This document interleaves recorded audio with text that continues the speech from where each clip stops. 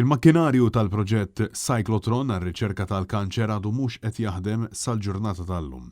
Dan ġie konfermat minn xhieda fil-qorti taċ-Chief Financial Officer tal-Malta Enterprise Joseph Zammit meta tkellem fil-qorti dwar is-soft loan li ngħatat lill-kumpanija M-Trace għall-proġett Cyclotron.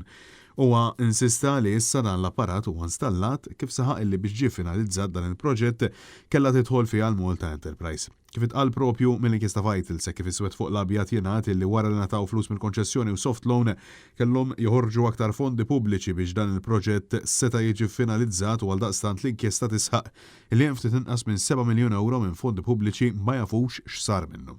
Zammit saħaq illi l-proġett l-ewwel ma ġie suġġerit kien mit-tabib Joseph Muscat mill-Isptar St. James lura fil-2015. Zammit kompla jgħid illi t-tabib Muscat kien avża li kien se joħroġ mill-proġett minħabba raġunijiet personali. Sa dak il-punt kienu ġew approvati 4.7 biljun euro jew aħjar aktar minn 60% tal-ispejjeż totali. Ġie spjegati li flok Muscat dan l-investitur Taljan Mużarella u sussekwentament daħlu Vitals. Mad-deadline tal-ħlas ta' tielet pagament ta' soft loan daħlu fi xena Stewart fejn dawn tal-aħħar informawhom illi ma kienux interessati aktar fil-proġett. U hemm kellhom jitlu fiha direttament il-Malta Enterprise għal 6.9 miljun euro.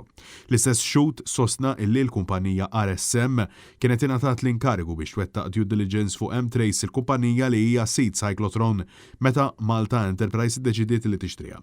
Wara da snin kollha x-xut ikkonferma illi l-makkinarju s'issa għadu mhux jaħdem, konferma illi waslet mix-xhieda stess ta' ġurament.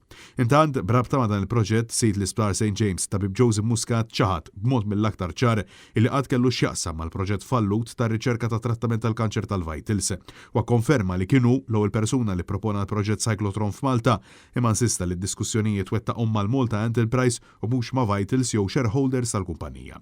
Aktar qabel f'xhieda illi tal-Ispettur tal-FCID Anthony Sherry għal darb'oħra konferma illi l-Pulizija m'għamlet l-ebda investigazzjoni parallela dwar dan l-iskandlu. Dak kollu li għamlet il-Pulizija brabta mal-inkjesta kien biss bordni tal-Maġistrat Gabriella Vella.